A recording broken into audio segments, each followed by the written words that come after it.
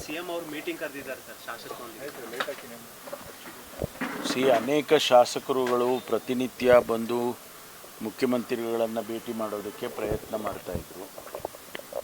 ಅದಕ್ಕೆ ಮುಖ್ಯಮಂತ್ರಿಗಳು ಇಲ್ಲಪ್ಪ ನೀವು ಬಂದು ಇಲ್ಲಿ ನನ್ನನ್ನು ಕಾಯ್ಕೊಂಡು ಇದು ಮಾಡುವ ಸಮಯ ವ್ಯರ್ಥ ಮಾಡ್ಕೊಳ್ಳೋದು ಬೇಡ, ಕ್ಷೇತ್ರಗಳಲ್ಲಿ ಹೋಗಿ ಕೆಲಸ ಮಾಡ್ಕೊಳ್ಳಿ, ನಾವು ಅನೇಕ ಕಾರ್ಯಕ್ರಮಗಳನ್ನೆಲ್ಲ ಕೊಟ್ಟಿದ್ದೇವೆ, ಅದರಿಂದ ನಾನೇ ನಿಮಗೆ ಅವಕಾಶ ಕೊಡ್ತೇನೆ, ನಿಮ್ಮದು ಏನೇನು ಸಮಸ್ಯೆಗಳಿದೆ ಅದನ್ನೆಲ್ಲ ನಾವು ಮಂತ್ರಿಗಳನ್ನೂ ಕರಿತೇನೆ, ಮುಖ್ಯವಾದಂಥ ಇಲಾಖೆಗಳನ್ನ ಮಂತ್ರಿಗಳನ್ನೂ ಕರಿತೇನೆ, ಬಂದು ನೀವು ನಿಮಗೇನು ಕೆಲಸ ಆಗಬೇಕು ಅಥವಾ ನಿಮ್ಮ ಸಮಸ್ಯೆ ಏನಿದೆ ಅದನ್ನು ಚರ್ಚೆ ಮಾಡಿ ಅದನ್ನು ಬಗೆಹರಿಸ್ಕೊಡ್ತೀನಿ ಅಂಥೇಳಿ ನಾಳೆಗೆ ಅಂತ ಇತ್ತು, ಅದು ನಿನ್ನೆ ಅಡ್ಜರ್ನ್ ಆಯ್ತಲ್ಲ, ಹಾಗಾಗಿ ಇವತ್ತೇ ಮಾಡೋಣ ಅಂಥೇಳಿ ಕರೆದಿದ್ದಾರೆ. ನಾವೆಲ್ಲರೂ ಕೂಡ ಬೆಳಗ್ಗಿಂದ ಸಾಯಂಕಾಲವರೆಗೂ ಇವತ್ತು ಬ್ಯಾಚ್ ಬೈ ಬ್ಯಾಚು 3 ಜಿಲ್ಲೆ ಅಥವಾ 4 ಜಿಲ್ಲೆ ಆ ಥರ ಏನೋ ಒಂದು ಅರೇಂಜ್ಮೆಂಟ್ ಮಾಡಿದ್ದಾರೆ. ಅವ್ರ ಸಮಸ್ಯೆಗಳನ್ನೆಲ್ಲ ಕೇಳಿ ಉತ್ತರ ಕೊಡ್ತಾರೆ. ಕಾಂಗ್ರೆಸ್ MLAಗಳು ಮಾತ್ರ ಕರೆದಿದ್ದಾರೆ. ಹೌದು, ಕಾಂಗ್ರೆಸ್ MLAಗಳಿಗೆ ಚುನಾವಣೆಗಿನ್ನ ಹೆಚ್ಚಾಗಿ ನಮ್ಮ ಪಕ್ಷ ಒಂದು ಯುನೈಟೆಡ್ ಆಗಿರಬೇಕಲ್ವಾ. ಈಗ ನಾವು ಆಡಳಿತ ಪಕ್ಷ ಆಗಿ ನಾವು ಯುನೈಟೆಡ್ ಆಗಿ ಇಲ್ಲದೆ ಹೋದರೆ ಅವ್ರ ಸಮಸ್ಯೆಗಳನ್ನ ನಾವು ಬಗೆಹರಿಸ್ತಾ ಇದ್ದರೆ ಆಡಳಿತ ಪಕ್ಷ ಅಂದಮೇಲೆ ಮಾಡಲೇಬೇಕಲ್ಲ. ಯಾವುದೇ ಆಡಳಿತ ಪಕ್ಷ ಯಾವುದೇ ಸರ್ಕಾರ ಇದ್ದಾಗ ಆಡಳಿತ ಪಕ್ಷಕ್ಕೆ ಅವರು ಒಂದಿಷ್ಟು ಒತ್ತು ಕೊಡ್ತಾರೆ. ಹಾಗಾಗಿ ನಾವು ಕೂಡ ಅದನ್ನೇ ಕೆಲಸ ಮಾಡ್ತೀವಿ. CM ಸಿದ್ದರಾಮಯ್ಯ ಇದ್ದಾಗಲೂ ಈ ಥರದ್ದು ನಡೆದಿತ್ತು ಸರ್. ಅವಾಗಲೂ BJP ಟೀಕೆ ಮಾಡಿದರು, ನಮ್ಮ ಅಹವಾಲು ಕೇಳಲಿಲ್ಲ, ನಮಗೆ ಅನುದಾನ ಕೊಡಲ್ಲ, ಬರೀ ಕಾಂಗ್ರೆಸ್ ಶಾಸಕರನ್ನೇ ಕರೀತಾರೆ ಅಂತ. ಆಡಳಿತ ಪಕ್ಷ ಒಂದು ಯಾವಾಗಲೂ ಕೂಡ ಆಡಳಿತ ಪಕ್ಷಕ್ಕೆ ಒಂದು ಎಡ್ಜ್ ಇದ್ದೇ ಇರುತ್ತೆ. ಜನ ಆರಿಸಿದ್ದಾರೆ ಅವ್ರನ್ನ, ಆಡಳಿತ ಪಕ್ಷ ಸರ್ಕಾರ ಅವ್ರದ್ದು ಅಂಥೇಳಿ ನಿರೀಕ್ಷೆ ಕೂಡ ಹಂಗೆ ಇರುತ್ತೆ. ನಮ್ಮ ಸರ್ಕಾರ ಬಂದಿದೆ ಸ್ವಾಮಿ, ನಮಗೆ ಕೆಲಸ ಮಾಡಿಕೊಡಿ ಅಂತ ಸಾಮಾನ್ಯವಾಗಿ ಮಾತಾಡ್ತಾರಲ್ಲ, ಹಾಗೆ ಆಡಳಿತ ಪಕ್ಷಕ್ಕೆ ಒಂದಿಷ್ಟು ಹೆಚ್ಚು ಅವಕಾಶಗಳು ಇರ್ತವೆ. ಸರ್, ವಿಶೇಷವಾಗಿ ಸಚಿವರಿಗೆ ಕೆಲವೊಂದಿಷ್ಟು ಜವಾಬ್ದಾರಿ ವಹಿಸ್ತಾರೆ ಅಂತ ಹೇಳಾಗ್ತಿದೆ.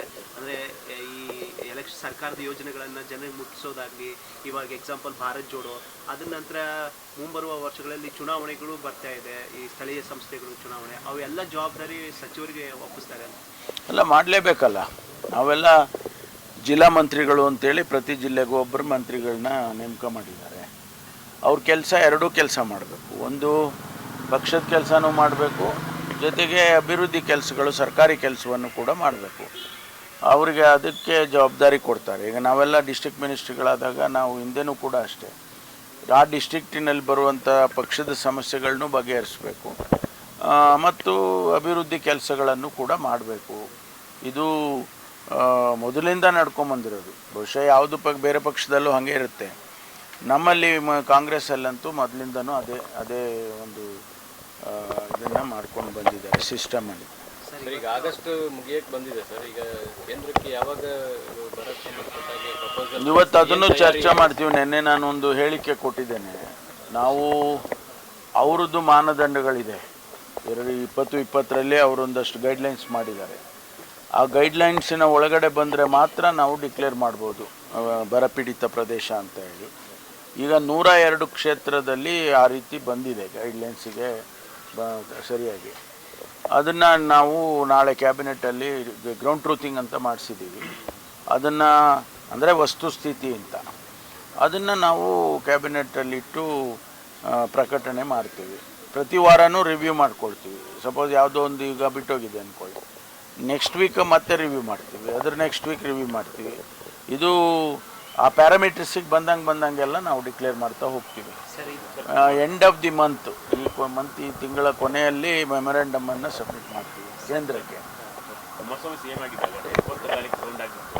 ಅದು ಸಂಬಂಧಪಟ್ಟಂತೆ CBI ನೋಟ್ ಸಿಕ್ಕಿದೆ ಸರ್, CS ಬರ್ತಿತ್ತು. ಆವಾಗ ಕುಮಾರಸ್ವಾಮಿ ಒಂದಿಷ್ಟು ಜನ ಫೇಕ್ FIRಗಳು ಹಾಕಿ ಈ ಥರ ಟೆಲಿಫೋನ್ ಕದ್ದಾಲಿಕೆ ಮಾಡಿದ್ರು ಅಂತೇಳಿ ಅದು ನೋಟಲ್ಲಿ ಇದೆ ಸರ್. OR TV ಬಗ್ಗೆ ಸುದ್ದಿ ಮಾಡಿ. ನನಗೆ ಅದ್ರ ಬಗ್ಗೆ ಮಾಹಿತಿ ಇಲ್ಲ. ಈಗ ನಾನು ಹೋಮ್ ಮಿನಿಸ್ಟ್ರಿ ಇಲ್ವಲ್ಲ, ಹಾಗಾಗಿ ನನಗೆ ಅದ್ರ ಬಗ್ಗೆ ಮಾಹಿತಿ ಇಲ್ಲ. ಕುಮಾರಸ್ವಾಮಿ ವಿರುದ್ಧ ಆರೋಪ ಬಂದಿದೆ ಸರ್. ಇನ್ನು ಇವತ್ತು ಹನೂರು ಕೇಸ್ ಸಂಬಂಧಪಟ್ಟಂತೆ CIDಗೆ ಒಪ್ಪಿಸಿದ್ದಾರೆ ಸರ್ ಕೇಸನ್ನು. ಅಲ್ಲ, ಅದು ರೆಗ್ಯುಲರ್ ಆಗಿ ನಾವು ಇಂಥದ್ದು ಘಟನೆಗಳಾದಾಗ ನಮಗೆ ಸರ್ಕಾರಕ್ಕೆ ಯಾವುದಾದ್ರೂ ಒಂದು ರೀತಿಯಲ್ಲಿ ಅನುಮಾನಗಳು, ಡೌಟ್ಗಳು ಬಂದಾಗ ಅದನ್ನು CID ಕೊಡ್ತೇವೆ. ಅದೇ ರೀತಿಯಲ್ಲಿ ಮಾಡಿದ್ದಾರೆ. ಅದರಲ್ಲೇನು ಹೊಸದೇನಿಲ್ಲ. Thank you. Thank you.